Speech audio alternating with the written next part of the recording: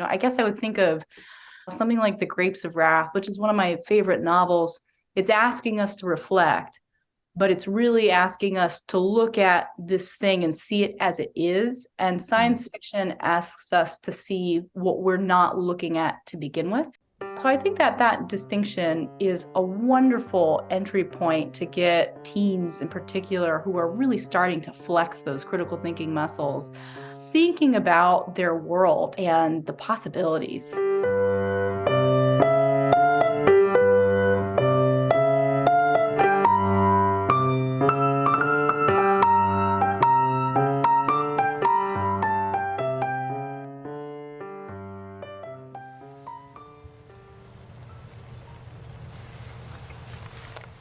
Hello everybody, Duke's here in my camper. Today is my last day in Cape Hatteras, where I've been for nearly 6 weeks, and I need to pack up and go. And it has been raining all morning. My stuff's wet, and I've been hoping the rain was going to stop so I can dry out some of my stuff before shoving it into my truck and getting on the road. The forecast said the rain would be stopped by now, but it is still coming down. Hopefully it's maybe abating a little bit. So, yeah, kind of a bummer, but that's life on the road sometimes. There's a lot of beauty. There's some adventures. And, yeah, sometimes you're at the mercy of the elements. Luckily, I can cheer up when I think about this episode that I'm about to intro for you right now. This is part one of our 2 summer reading specials, where we bring you recommendations and discussion around summer reading. And today we asked 2 friends who are high school English teachers to join us on the show, and each one of them will recommend a book that they think would be particularly good for summer reading for a high school student, a teenager. These are books they've taught, and so we're going to talk a little bit about that. And I don't know if you know this, but Chris Bagg, our co-host, was also a high school English teacher at one point in his life too. So there are going to be 3 high school English teachers on the call. I'm the only one who isn't, although I do have some experience teaching high school students in other contexts. I'm also the only person who knows or knew all 3 of these people prior to this conversation. So it was really fun to hear some creative, talented people who love books meet for the first time and have a really delightful conversation about books and what teenagers appreciate in books. So yeah, let's just get right into it. What you're going to hear is the 2 teachers introducing themselves and then introducing their books, and then we're going to dive into it. So we're going to start with Lindsay Lajoie. Lindsay will introduce herself, then Adam Brock. He'll introduce himself, we'll hear about their books, and then we'll be into it. So I really hope you enjoy, and let us start with Lindsay.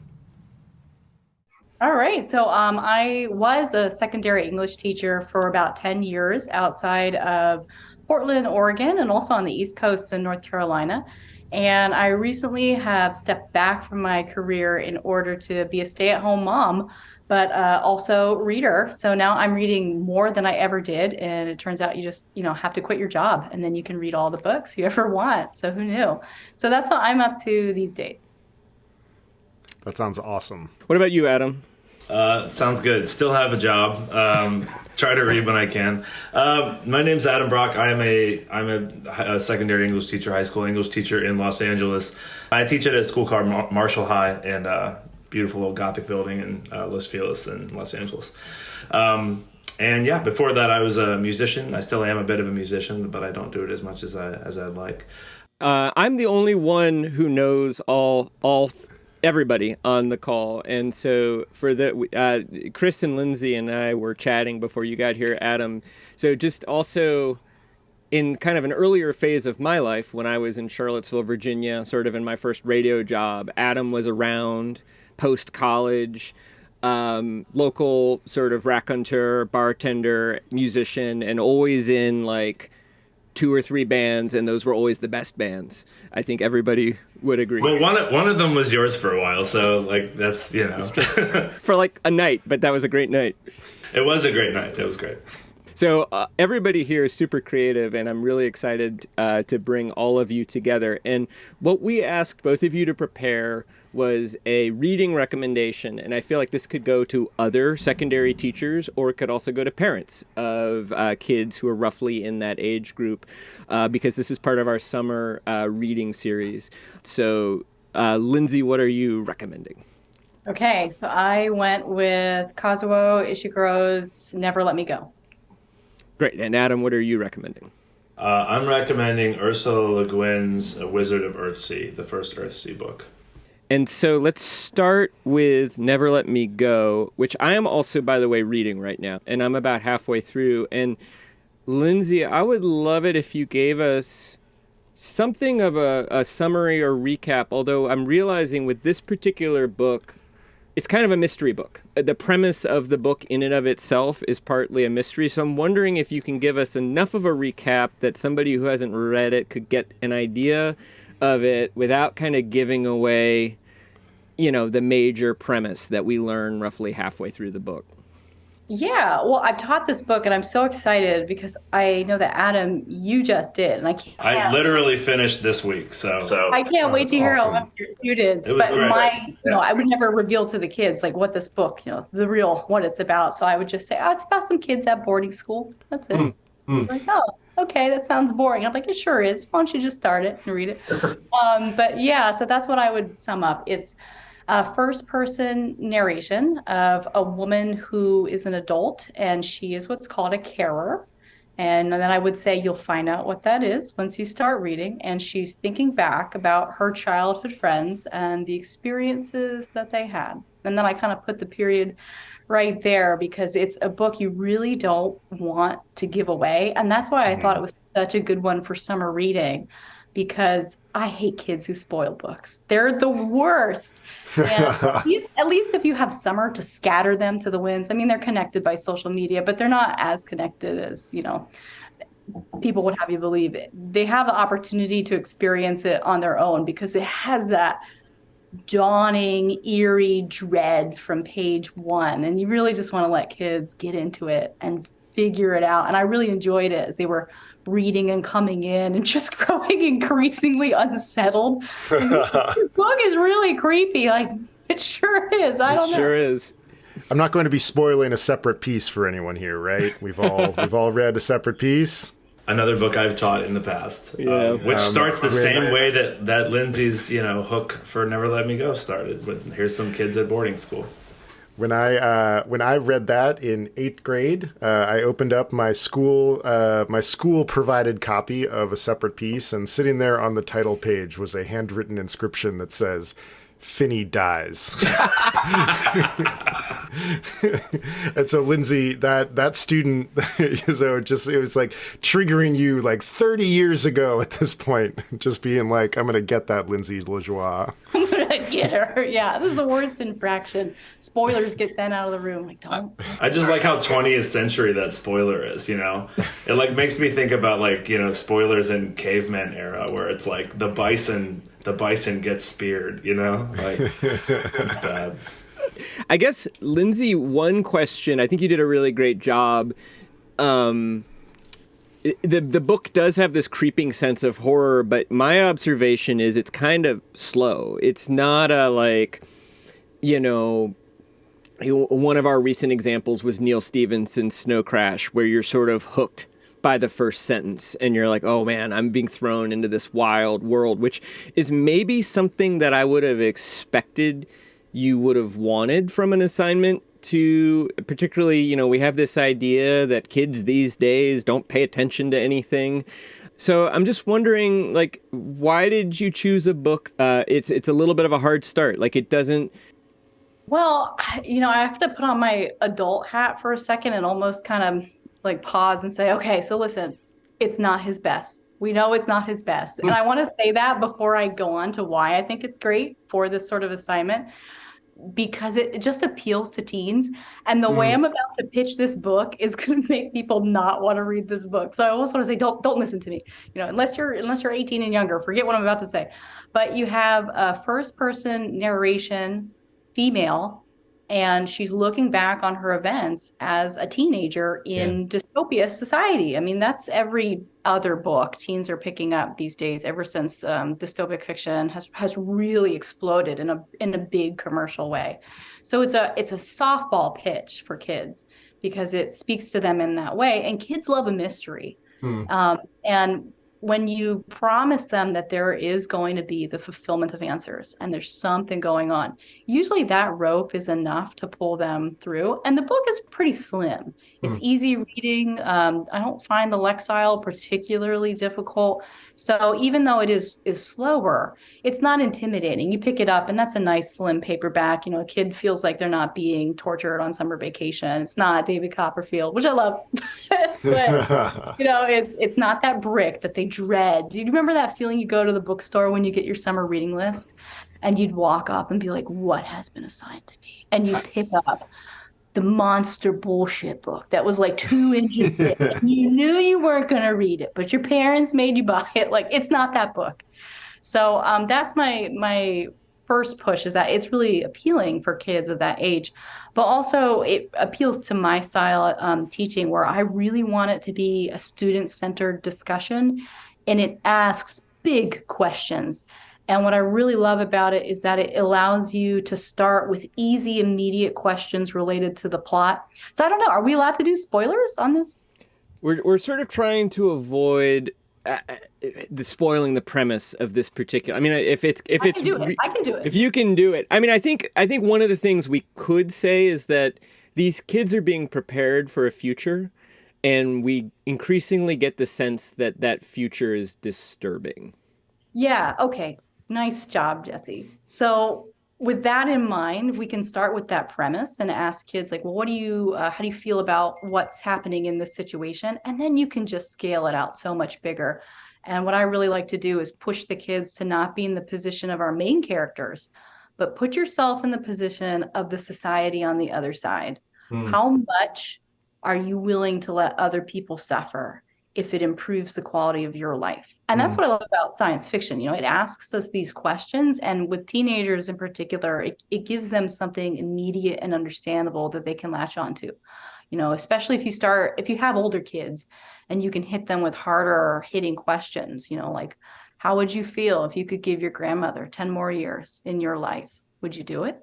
You know, and these are the questions that the book asks, because that's what's happening in the world at large. And we can take it and apply it to just about every situation, you know, and that's really great. So once you do that, it opens up that book. And even kids who don't read the book can then be part of that discussion and become critical thinkers, engaging with the ethics of it. So it gives us a lot of doors to walk through, even though it is slower climb up to that big reveal and understanding. It occurs to me too, as you're talking, that when I was that age, I really enjoyed books that depicted the world of adults as being untrustworthy.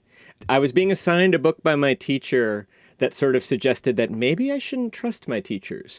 And I remember liking that, you know, maybe reading like The Awakening or even a separate piece, you know, that sort of feeling of like, maybe the adults aren't playing straight, you know, with kids, because often adults aren't playing straight with kids, you know, and anyway, I'm really curious, Adam, about your experience teaching the book. Yeah, I'd love to chime in on a few of those ideas. I'll also say, just to what you're saying, like teaching a lot of coming of age books in 9th grade, 10th grade, 11th grade, you know, like we have that conversation a lot in our class. And like one of my favorite things I remember telling students, and like, you know, is that like we're all just like faking it. And like that's the difference between, I feel like in all these books of coming of age, like when you realize like, one of the biggest things you realize growing up is that the grown-ups in the room are not the grown-ups in the room, you know, like we're all just full of shit. Like we went to school, like doctors went a little longer, you know, like we're all kind of like, you know, like we were all drinking too much until 2 a.m. trying to play in bed. And no, we're all just doing our goddamn best, you know, right. And we're just like them in that way. And I think that they appreciate understanding and talking about that. And I agree that they like sifting through the sort of distrust of adulthood. Did your students like this book? Yes, they did.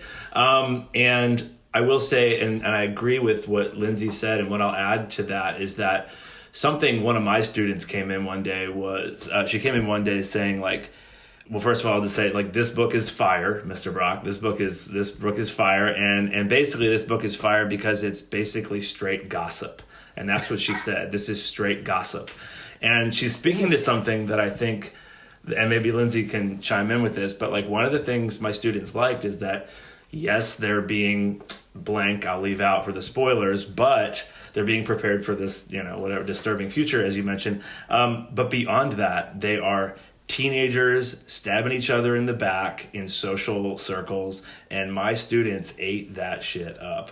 They loved that part of it. They came in one day and I had to postpone a discussion for various reasons, and one group was like, oh, we're dying to talk about this. Ruth is such a bitch. And I was just like, I was like, hold that thought. But they identify with that element of it. So yes, I agree with everything Lindsay said. The big questions, like this is a book about, what life means, and like is it worth it to be alive if it's for this purpose or this thing, and that's all you get. And that was interesting to them.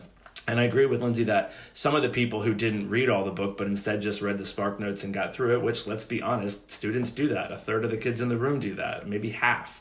They also were able to grapple with the philosophical and psychological elements of the book. Even just using the plot as a touchstone, they're able to engage. This is not a book that...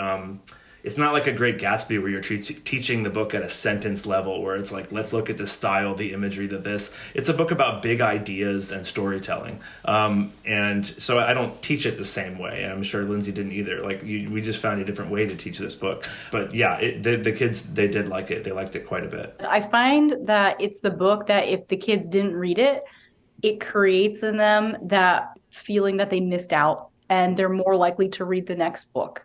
And nice. sometimes books like that are just super valuable because it's like Adam said, a whole bunch of your kids aren't going to read the book ever. And as an English teacher, you can get really frustrated about that, and you do.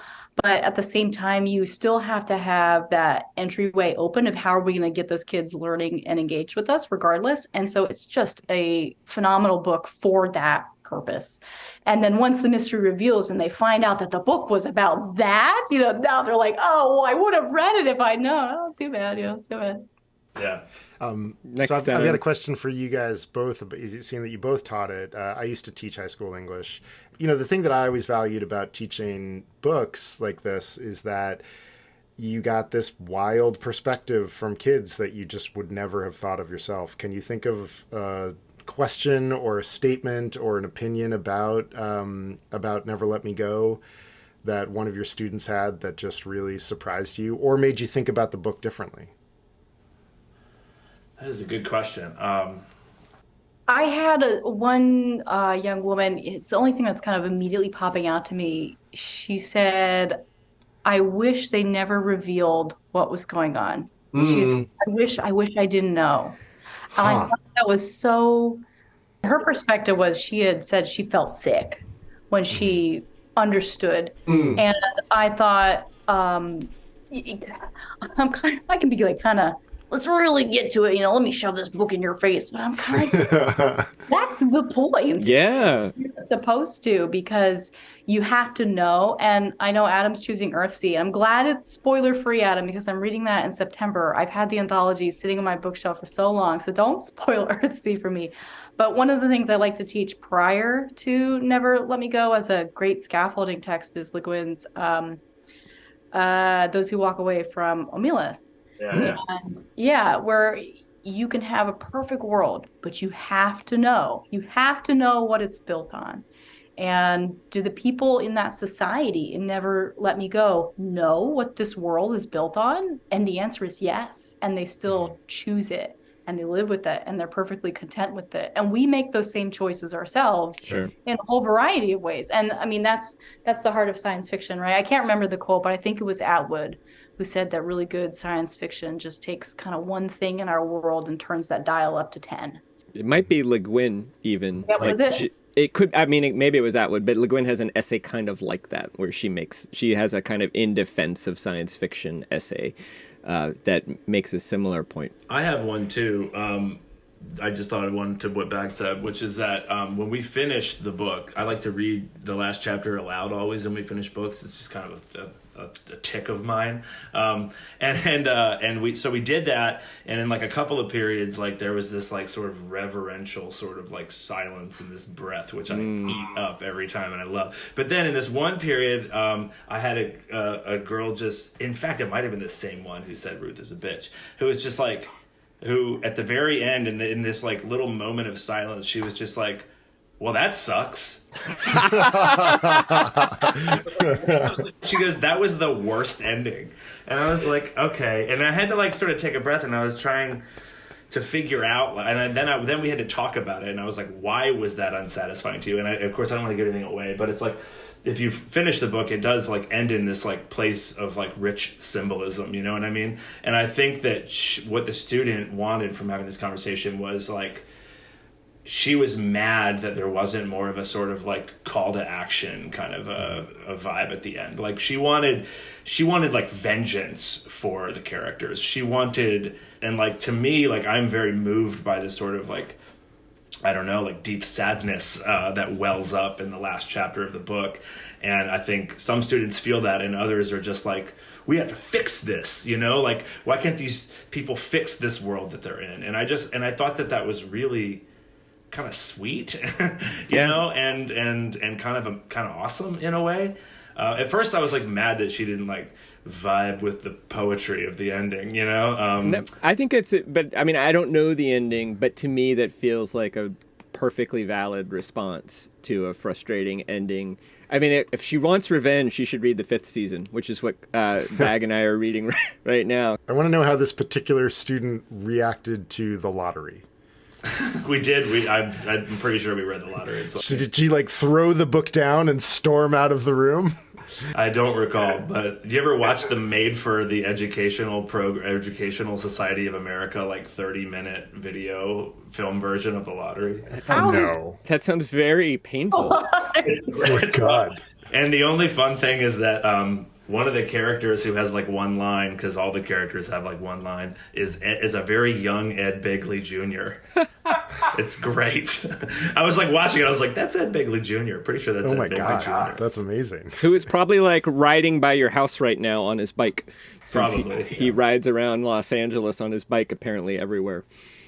Lindsay, because Adam brought this up, I'm gonna ask you. So we now have Adam's sort of teacherly tick about reading final chapters out loud.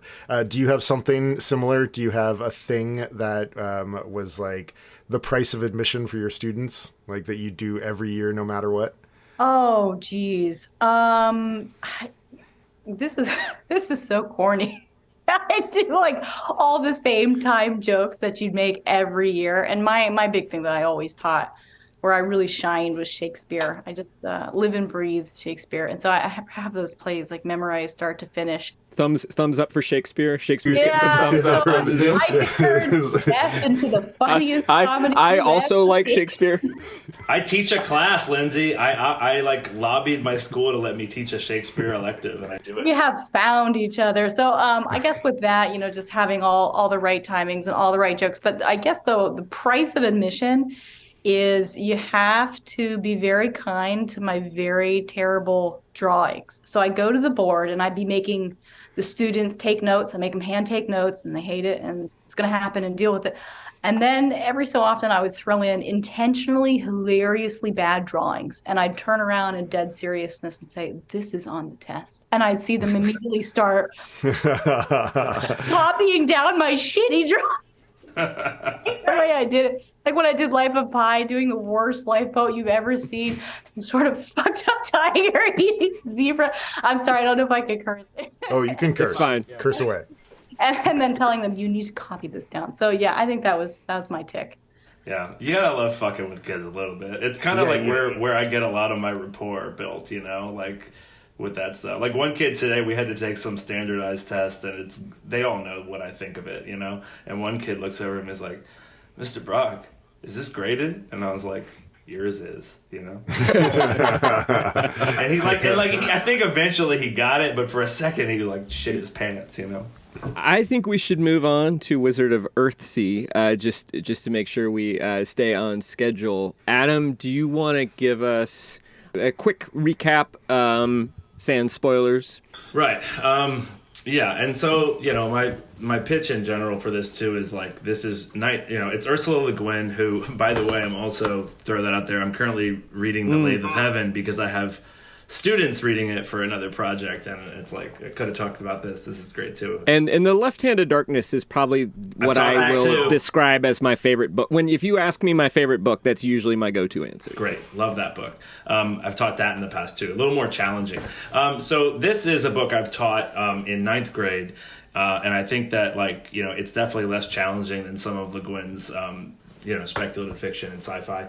And 1968 is when she wrote it, and it predates by 25 years or so the world of Harry Potter, which whatever you want to say about J.K. Rowling these days, she created generations of readers, and what she did for kids and reading is just it can't be understated. Right. But a lot of people were like, oh, he's a wizard in school and he's learning to be a wizard and it's never been written before and it's a new idea. Yeah, and so she wrote a book in 1968 about a kid who finds his destiny and goes to friggin' wizard school. I mean, so my sort of selling point to the students was this idea of trying to grab them at the thing about them that liked Harry Potter and kind of was here's this. And, and my pitch, I guess, is it's a young guy, it's a coming of age novel. And, he's in this little busted town in this archipelago of islands, Earthsea. Earthsea is it's an archipelago islandy kind of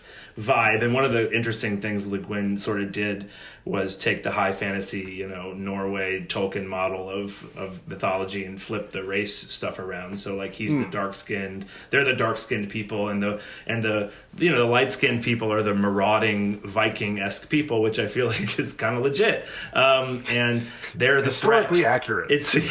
So they're the threat to this guy's society, this guy's village, and he learns kind of early on that he has this kind of special ability, and then there's all the kind of tropes of these stories. There's the mentor figure, and then he realizes to reach his powers he's going to have to learn to harness them, and he goes to a school, and then something bad happens at school, and in his grab for more power and maybe not of the best motivations to impress someone, to show someone that he can do something bigger than himself, he unleashes something bad that he has to spend a long time trying to fix.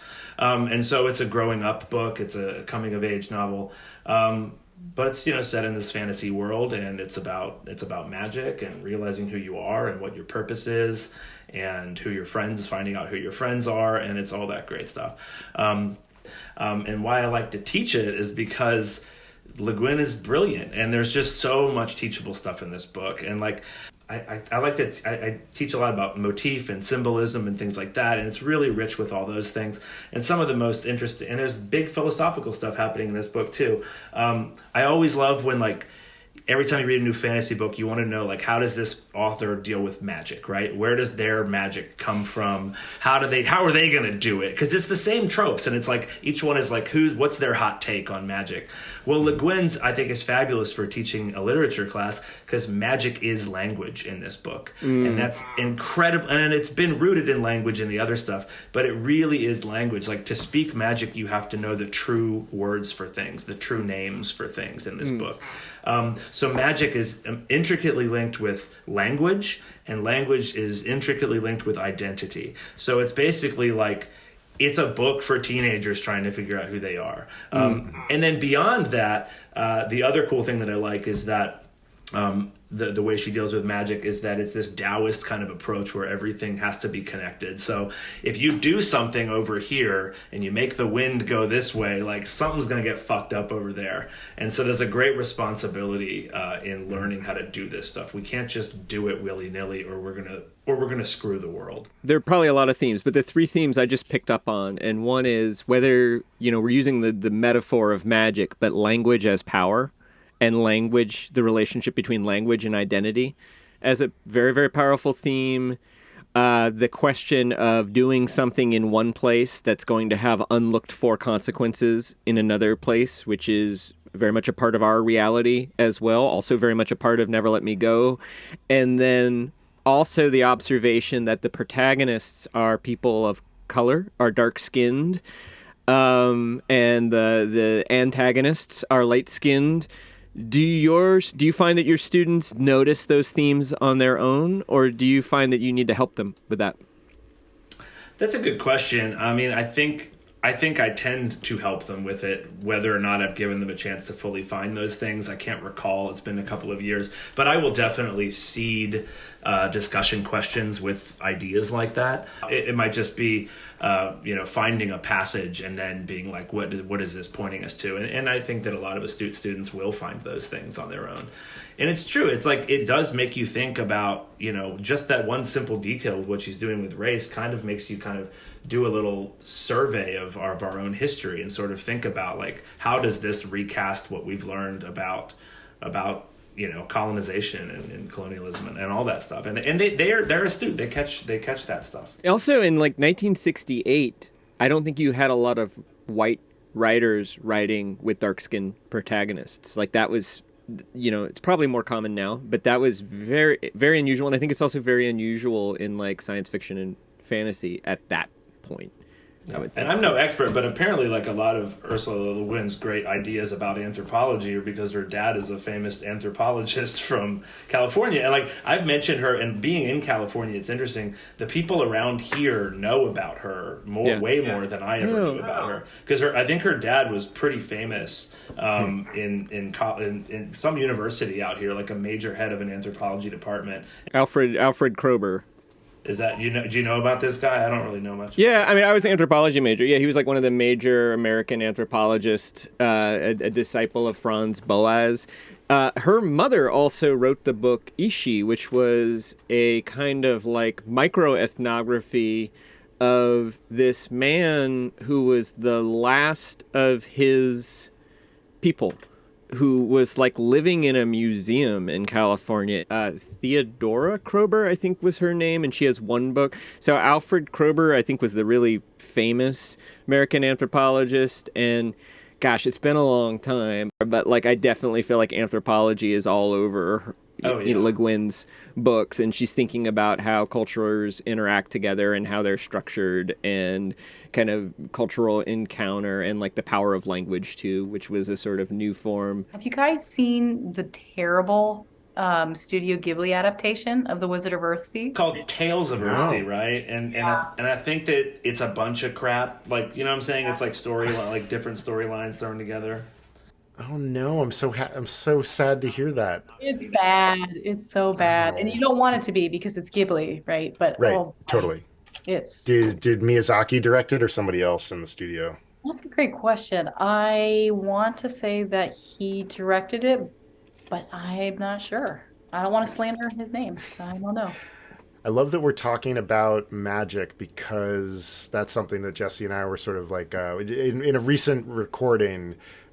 Jesse sort of espoused a preference for science fiction over fantasy because of the magic problem. And when we do our second episode of the 5th season, that's one thing that I really want to come in guns a-blazing about. But when you guys see magic in books, and Adam already talked about it a little bit, like, how do you teach that to kids? How do you get from that moment of like, yes, this is magic, but like everything in a book, it's also standing in for something else? That's a good question. Yeah. I mean, we definitely talked about it a lot in terms of, a lot of this book, I mean, and fantasy can a lot of the times, and it might be reductive to say it always is, but like it can serve at a representative or symbolic or metaphoric level, you know what I mean? And so like, essentially, I mean, what is magic? It's power, it's control, right? And so we can identify with those concepts as people, whether or not we're fantasy people, right? So it's kind of just like another means, another access to power. And I think that some people, they can understand it at that level and appreciate it at that level. So that's kind of one way of thinking about it. You're right. It's like some kids, if it's about like teenagers, present day, whatever, they're 100% on board, and you throw magic in, they're like, I ain't reading this fucking book. I don't like this. I don't care about it. But then again, like at the end of the year, there's always like a third of the room who is like, I'm so glad we read that book. It was great. And and maybe Lindsay can speak to it. You just can't please them all. And I have a colleague who is like, it's really important as teachers to have projects where you're letting students choose books. And I try to do that as much as I can, because according to him, it's just like, every year we can drag, these are his words, we can drag them through a couple of canonical works. But if you don't create a love of reading amongst your kids, it's not gonna perpetuate. And I agree with that. And I will say that as much as I'm recommending this book, like, it really did it for like half of them. And then the other half were just like, nope, big old long, don't believe this, waste of my time, magic, whatever. So that reaction certainly happens. I've got so many thoughts rolling around in my head based off what you said, and then what Chris said, and then what Jesse feels about with magic systems. Let me preface this all by saying my home library is my heart. And I have about 2,000 books. They're organized by genre, and science fiction and fantasy are next to each other. And I put the Broken Earth trilogy, which starts with the 5th season, right between them. Marvelous. Yep. Right. Exactly.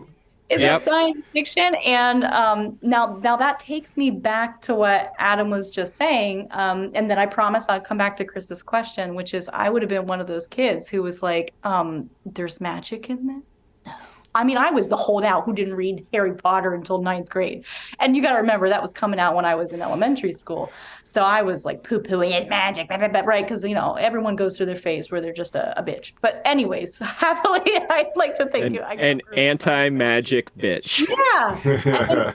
And then being a woman, science fiction was male. You didn't read science fiction. And the only science fiction that I saw guys reading in high school were the Gore books. And I'd hear them talk about it, and I'd see the covers. And so I had this vision of science fiction as being this world that I didn't want to walk into. And it wasn't until I read the Broken Earth trilogy 4 or 5 years ago that I even knew that science fiction had a place for me. And that's when I started my whole journey deep into the waters of sci-fi. So now that brings me back to Chris's question, which is, when you asked it, I was racking my brain, do I even teach anything with science fiction or magic? And I really thought, like, no, I really don't. That really fell away. That falls away by the time you go to high school. And when you asked that, and I came to that realization, I thought that is a real shame. And I didn't really realize it till you posed that question. And the only thing I could think of was Lord of the Flies, which has the scene with the talking pig's head, which is maybe as close to magic or supernatural as you get. And kids would always ask, is this real? Is this really happening? Which is a really great, I think, sort of entry point to talk about what is magic within the universes of the books we're talking about. What do we mean by real? What is tangibility? What is physicality? How real is this magic system? What are its consequences? And even when I then struggle and think back to middle school, I can't think of too many other texts. Fantasy and science fiction, I think, are really poo-pooed as genre fiction, not serious literature. We don't teach it. We don't go in that corner. Check out those books on your own time. And I'd really like to see that change. We do. I mean, I completely agree. I think that, like, for some reason, certain things have gotten a pass. And I think that, like, in terms of what we teach, and I think it's often short stories. Like the golden era of sci-fi is still kind of Monkey's Paw. Right. And like, I bet you've taught like The Veldt by Ray Bradbury or like There Will Come Soft Rains. So like and those books are often in the lit textbooks, you know what I mean? Like they're often anthologized, and there's something about that. But yeah, I agree with you, Lindsay. Like I feel like when it's a few hundred pages, people are like, no, we couldn't push that on them for that. Right, like you're allowed a seasoning of science fiction. Yeah. How dare you ask for it for the whole meal? Yeah, for sure. And, this was related to what you were talking about, but like when I was growing up, like Ray Bradbury, Martian Chronicles, stuff like that was my sort of first foray into all of that made me fall in love with it. Yeah, but anyway, you were talking about magic systems. I'm also always really intrigued by those, and I feel like it's one of the signs of like good, creative authorship in these things is like what people who pull that off when it's real in the confines of the book, in the world itself. Like that's the reality. Like the reality has to hold up in the reality that's presented in the book. So when students are like, this isn't real, and it's just like, well, it's not real out here, but if it feels real in there, that's that's the physics of this, Well, and I'm willing to be the anti-magic heel for the sake of this discussion that Chris and I are going to have in our next episode too, and even for now. Although what I do, to me, magic is interesting to me when the physics of the magic is interesting, and I believe one of the things I read A Wizard of Earthsea 20 years ago, and I remember liking the physics of the magic then. And Tolkien was my entry, and I'm probably very forgiving of Tolkien, and the writing's beautiful, and I probably just kind of like accepted the magic. If I read Tolkien today, I'd be like, this magic's stupid. It's just elvish. There is a way in which magic as a system can have a kind of physics, and it can be the province of scholars, and it can be a stand-in, say, for academic knowledge or engineering or physics. One of my favorite writers is China Miéville, and he has this idea of thaumaturgy, which is kind of like his version of magic, but it's sort of like steampunky technological magic that's that is magic, but it's also technology, in the sense of tools and craft as well. And I enjoy that application of it. And Adam, I've read your draft novel, and I like the physics of the magic in that book as well, which all of you will soon be familiar with, I'm sure, one day. Totally. That you just reminded me of a quote, and I'm trying to recall. You've probably heard it before, but one of these authors once said that that whatever, like magic is, if you go, I'm butchering this, but like if you show people in the past the future, like technology is indistinguishable from magic, right? I think it's totally. any sufficiently advanced technology is indistinguishable from magic, and I think it's Arthur C. Clarke. Nice. Okay. So what I was going to say is like what you were talking about made me think of a really cool place where these things come together, because I just taught a different book in AP language called H is for Hawk by Helen McDonald. It's like a memoir kind of situation, but it brings in lots of different modes of writing and disciplines. But it becomes a book about, oddly enough, T.H. White, the writer of The Once and Future King. Yeah. So in some ways it becomes a biography of him, and it's fascinating for that reason, because I love The Once and Future King.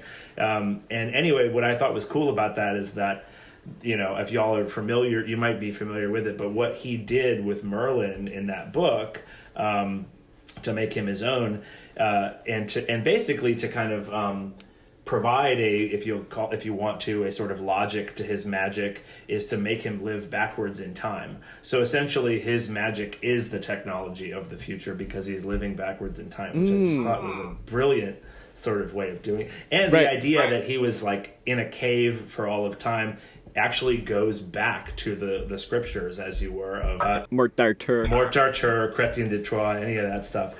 So anyway, it was a brilliant choice, I thought, but that's a way that he married those kind of concepts, which I thought was cool. Yeah, like Mallory does suggest that Merlin lived backwards, I think, and I think Steinbeck, which in his Arthur book, which is just kind of like a sort of plain English translation of Mort d'Arthur, I think also did not know that existed, but now you're going to ask about summer reading, but there it is, baby. Okay, that is my favorite. So you guys are talking to a huge Arthur fangirl. I felt, you opened the door. I fell deep down the waters of this, and I was really fortunate that in my graduate studies I actually read a lot of the original medieval stuffs. But this is my plug. So Steinbeck's actually isn't a translation. It's his own unique retelling, and he comes up with his own stories.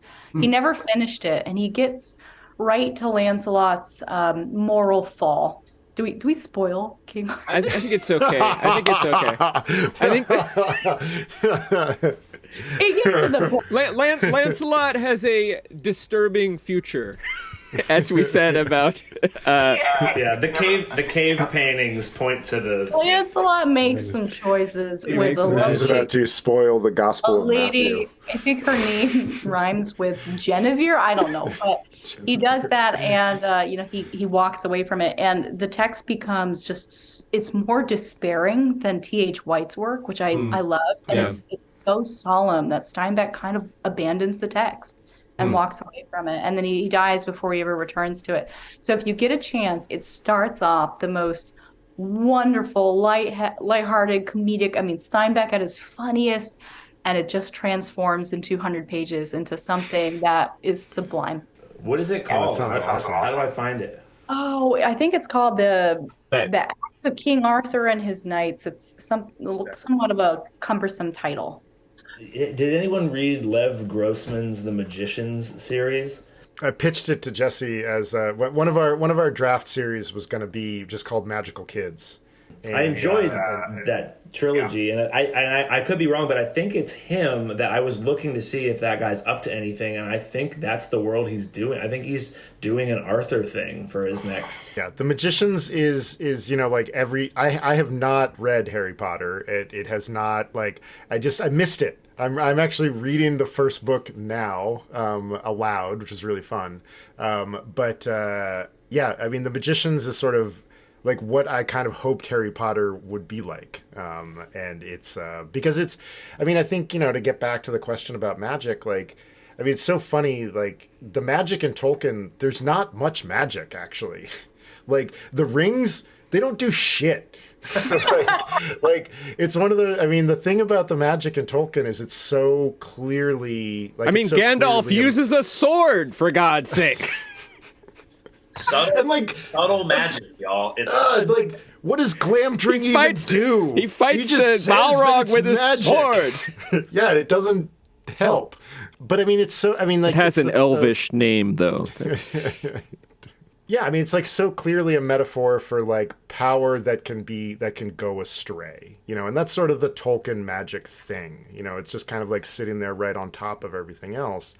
I'm just like intrigued by, what does this particular author think that magic means? And in The Magicians, like, magic is like a really dicey thing to get a hold of, and I think some of the more like adult books that kids would really enjoy are those books where, like, you really see that magic is, whether it's puberty or adulthood or anything like that, about like joining the world. Magic is kind of the things that we really hope we would be able to do. And of course, like, that conflict between like hope and truth is like the central plank of literature. Yeah, it is. I mean, we're also in the nuclear age, too. And so, like, the rings of power are... Oh, yeah. I really do like Jonathan Strange and Mr. I was going to mention Norrell. Yes. Oh, And that is about the rediscovery of magic, right? Like that, and sort of the scholarship and this kind of weird frenemyship between these two guys who are bonded over their love of magic, even though they have a personality conflict. But yeah, no, I'm supposed to be the anti-magic guy, so maybe I shouldn't have said that. I love how many nerdy rabbit holes we discovered in common in this conversation, and I didn't even get to +1 Lindsay's Shakespeare thing. we all thumbed it up.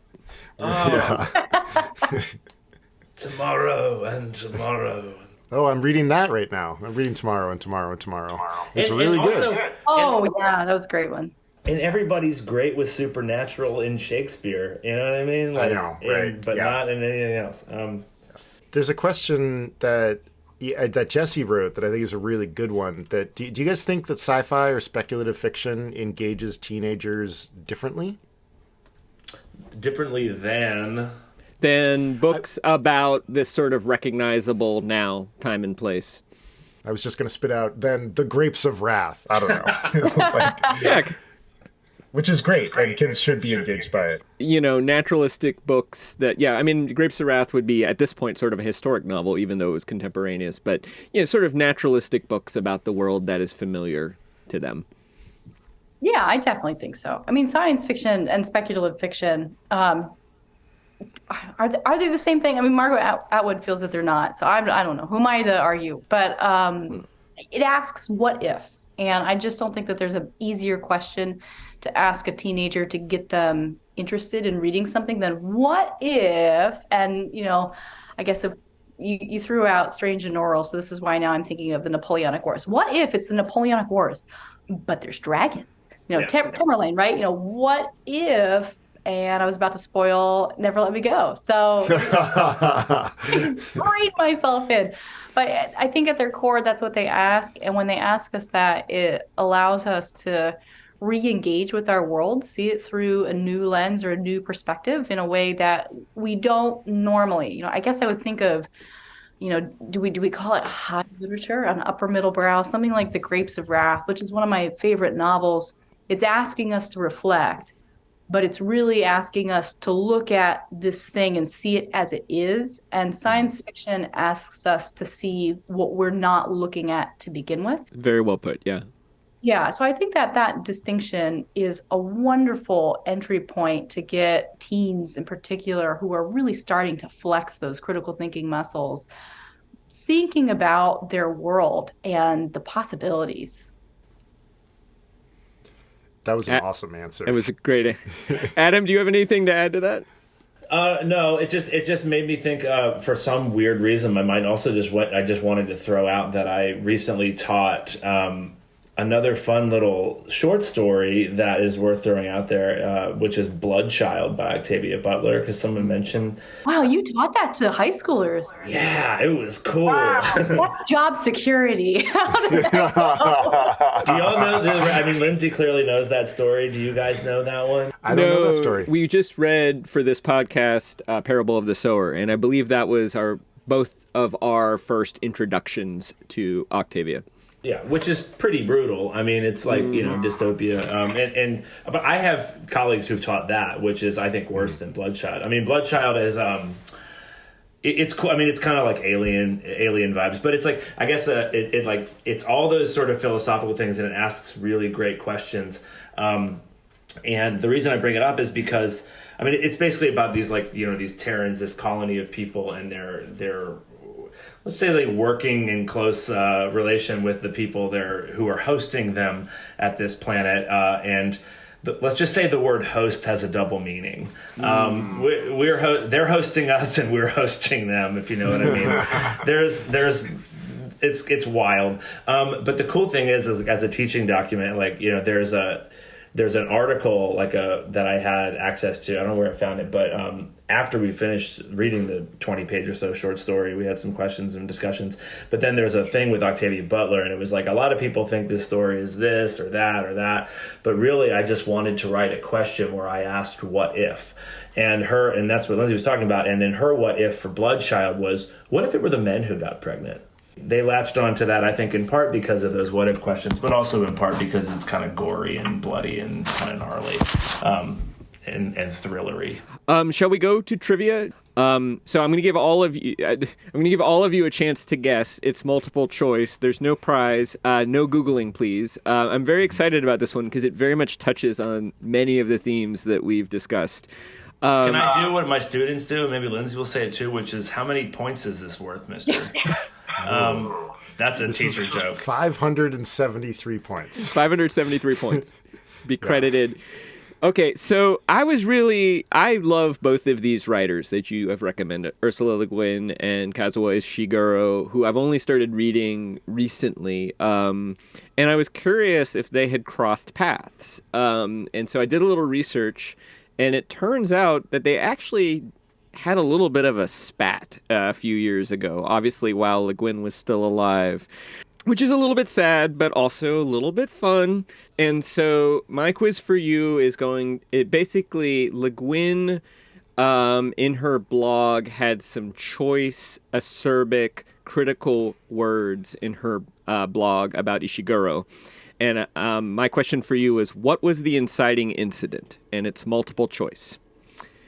So before we do this, how are we going to answer in such a way? This is a spoiler-free episode, as we have done so far. How are we going to answer this in such a way? It doesn't spoil the books that were maybe each of you can chat me your answer in the chat feature separately, and then I will give away the answer, and then I'll reveal if there are any winners or losers.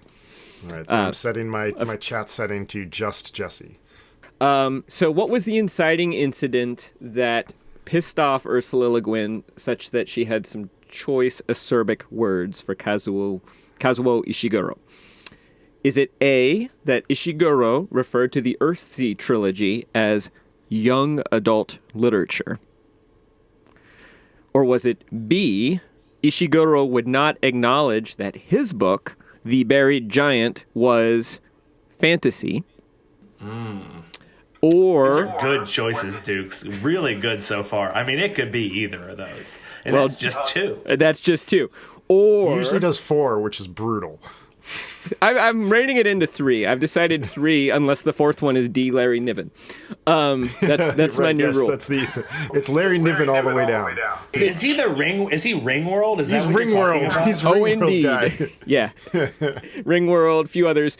Is it C, Ishiguro, in a review of a late career Margaret Atwood novel? And we should just say Margaret Atwood and Ursula Le Guin are very close friends, or were very close friends.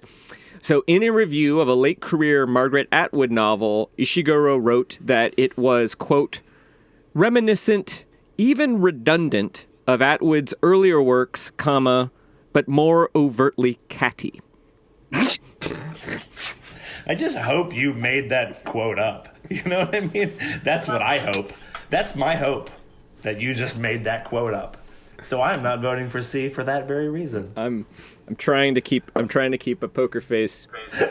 Trying not to break. Let's see. Am I getting any chats? Does anyone You need are. to hear? Does anyone need to hear them again? Want Okay. is different than need. Why don't you say what people have guessed first? And Yes, then that okay. will continue to build the suspense. Though I know what Adam guessed because he didn't follow the directions. I thought I was and- supposed to chat it. to We just said Jesse. private chat. Doesn't Yeah. matter. We didn't want you. Okay. I taught a whole year on Zoom. I'm never doing it again. I did this for y'all. I was not. You know what I mean? I don't like. Okay, so Adam, of course, guessed A, that Ishiguro referred to the Earthsea trilogy as young adult literature. Chris guessed C, the catty Margaret Atwood quote. I couldn't pass that up. Lindsay guessed B. Oh, So this is great. One Nice of you work. is bound to be right. I think Lindsay's right. I think it's B. I want to change my answer. Oh, no. No, Yeah. it's in the chat. I Too can late. see It's it. in the chat. It's in the chat. You were influenced by. Okay, so here is the blog post in question. Familiar folktale and legendary surface elements in Mr. Ishiguro's novel are too obvious to blink away. But since he is a very famous novelist, I am sure reviewers who share his prejudice will never suggest that he has polluted his authorial gravitas with the childish whims of fantasy. Respect for his readers should assure him that whatever the book is, they will honestly try to follow him and understand what he was trying to do. I respect what I think he was trying to do, but for me, it didn't work. It couldn't work. No writer can successfully use the surface elements of a literary genre, far less its profound capacities, for a serious purpose, while despising it to the point of fearing identification with it.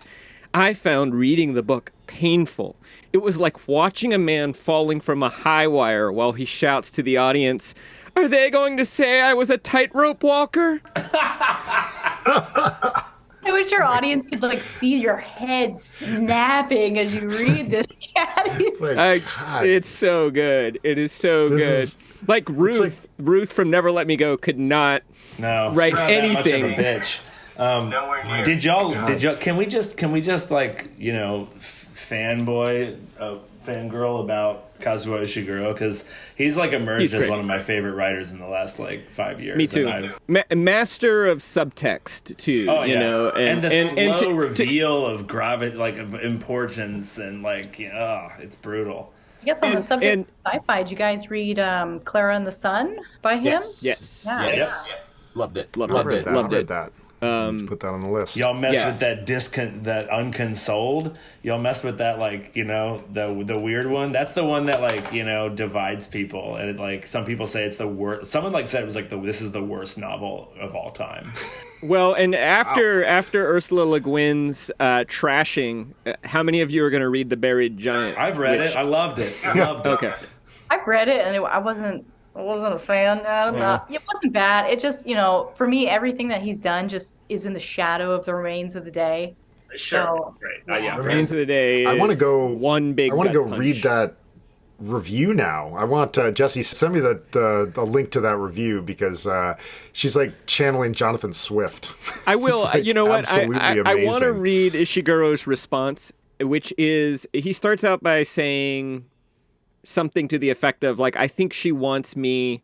This is a little bit confusing. I think she wants me to be the new Margaret Atwood because he seems to think that Margaret Atwood does not like science fiction. Maybe that's a reference to what Lindsay was saying earlier. I don't know. But Margaret Atwood and Ursula Le Guin love each other. So, but he goes on to say, if there is some sort of battle line being drawn for and against ogres and pixies appearing in books, I am on the side of ogres and pixies.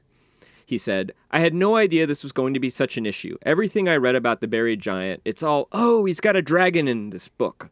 Or, oh, I so liked his previous books, but I don't know if I like this one. So Lindsay, basically. Le Guin's entitled to like my book or not like my book, but as far as I'm concerned, she's got the wrong person. I am on the side of the pixies and the dragons. So he's saying, look, I don't, I'm fine with being called fantasy. That's not a problem. But he was expressing an anxiety that I think you guys have expressed in this conversation that because the book has fantastical elements, it may not be taken as seriously as literature. And, that's an anxiety I bet a lot of writers have, for right or wrong. Yeah.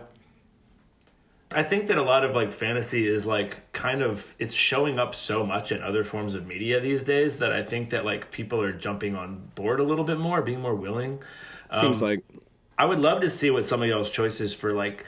I know that you've done a lot in this sort of like with upper middle brow. Like these are the sci-fi or speculative fiction authors and works that teeter between, we can call them literary, we can call them genre, whatever.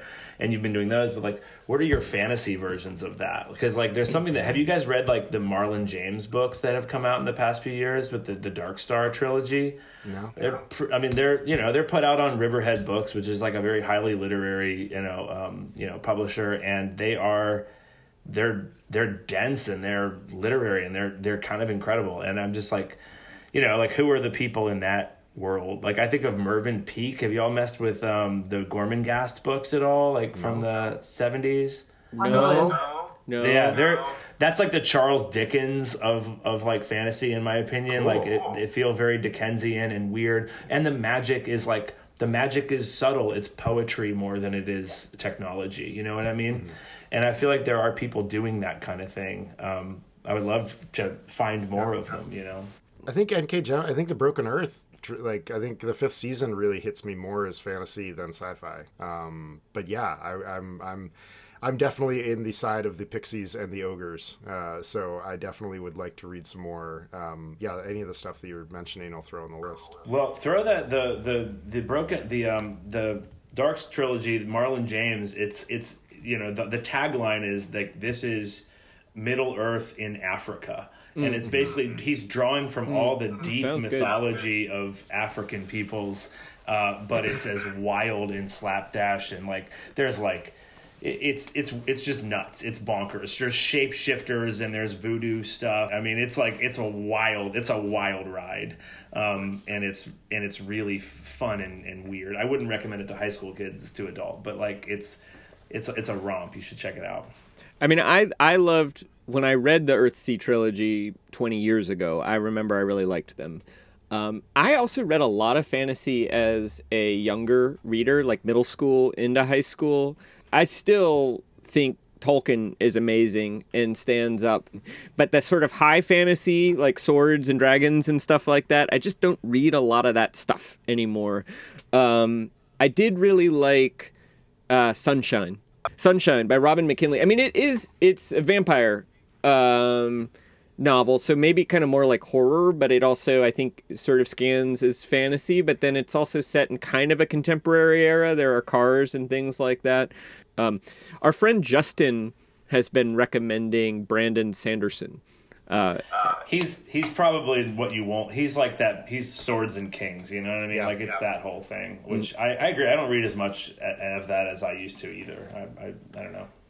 You recommended I don't Gene. find him very readable. His prose is so bare. It's really, it's gosh. Hopefully you don't lose listeners over what I'm about to say, but it's like a middle schooler wrote it. It's yeah. I think there's a similar analogy to like romance novels in when we get into like that kind of high fantasy. You're there for something else. You're like it's not, like the books that we're talking about like, I mean, it's this question of figurative language is like what literature kind of stands on top of, because it's pretty boring eventually when people just come right out and say stuff. And that's what, but then sometimes it can also be nice to just be spoon-fed the thing that you're there for. And I think that romance novels and like high fantasy, I mean, I grew up reading so many D&D novels, and really they're page turners of not a very literary set. Well plotted play in the world that Tolkien created, like Dragonlance, totally. Forgotten Realms, and there's craft to it. It's the same thing with J.K. Rowling, who is really good at making you want to keep really good at the cliffhanger, and really good at these sort of basic elements of plot craft that drive you forward with excitement. I find I do like Susan Cooper. And Madeleine L'Engle quite a bit. Whenever my sister was reading Harry Potter, I think I gave her the Earthsea novels, but I also tried to get her to read A Wrinkle in Time and The Dark is Rising. And there was another great Susan Cooper novel I read. I forget what it's called, but the protagonist's name is Westerly. It's kind of witchy. And what's that book called? I don't know.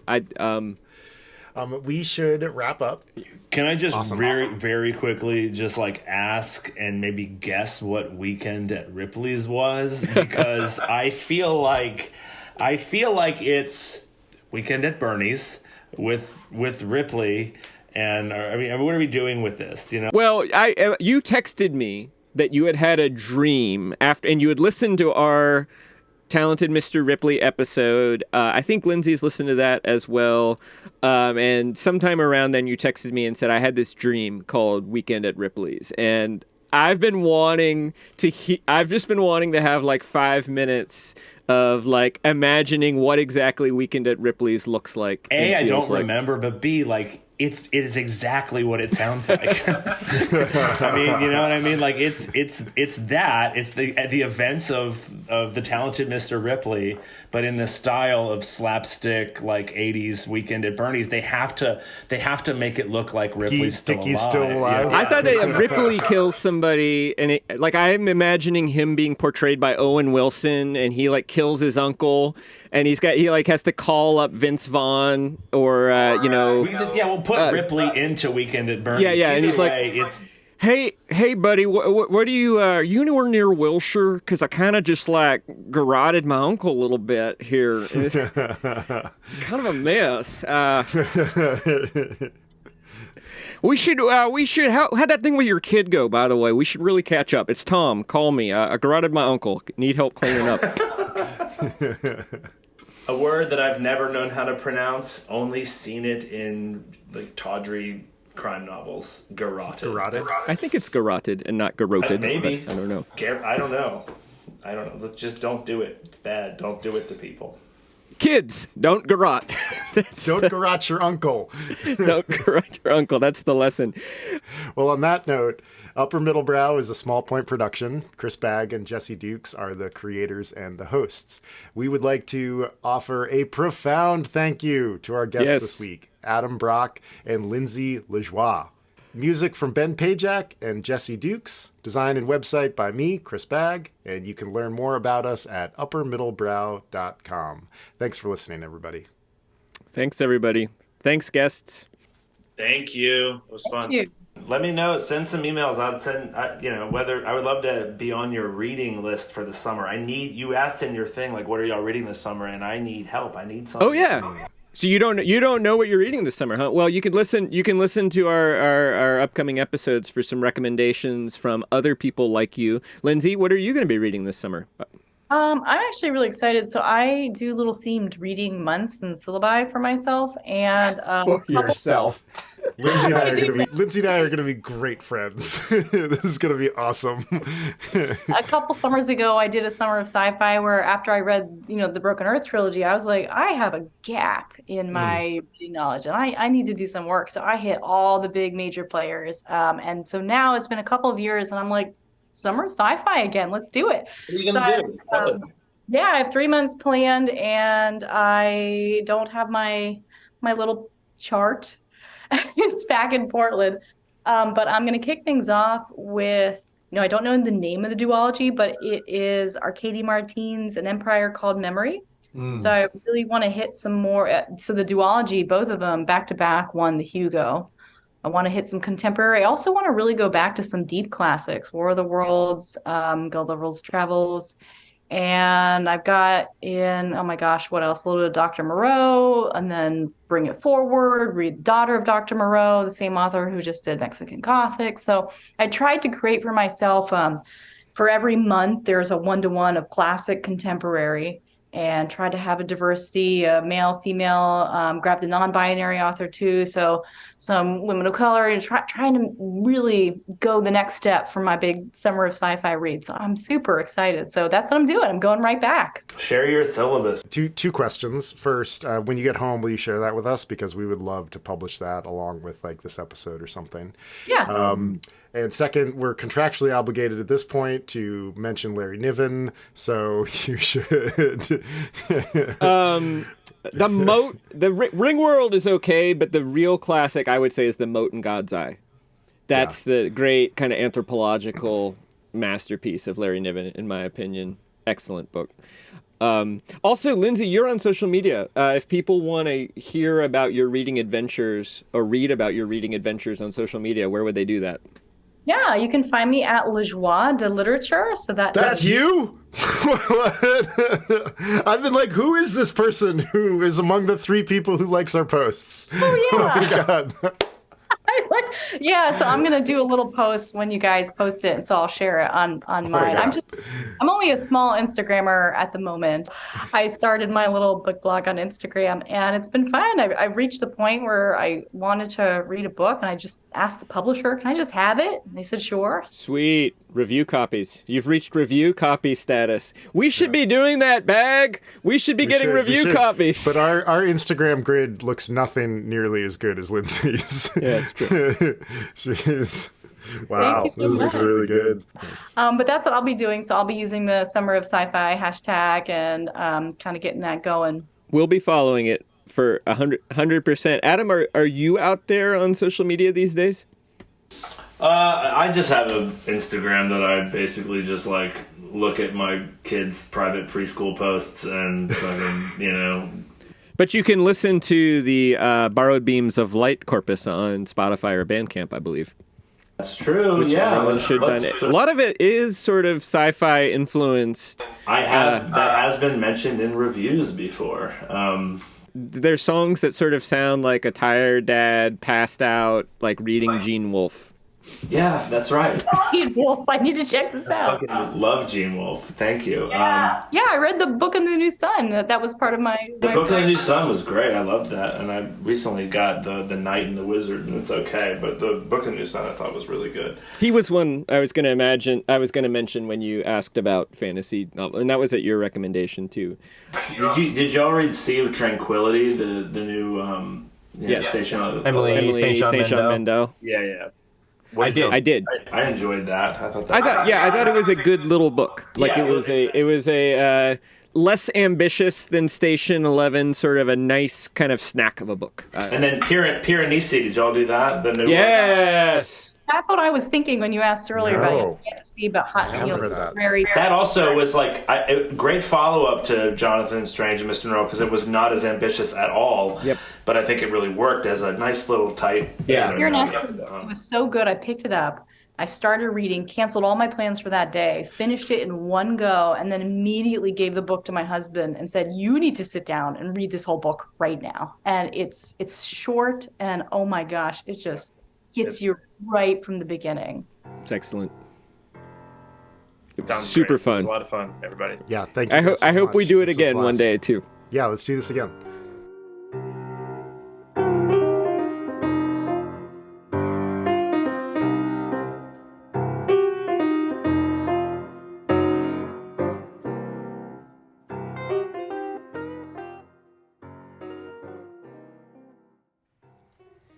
All right, Duke's here again, and we sure hope that you enjoyed that conversation as much as we did.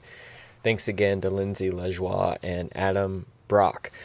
Next week, we're going to do another special episode around summer reading, this time with two of my journalist friends.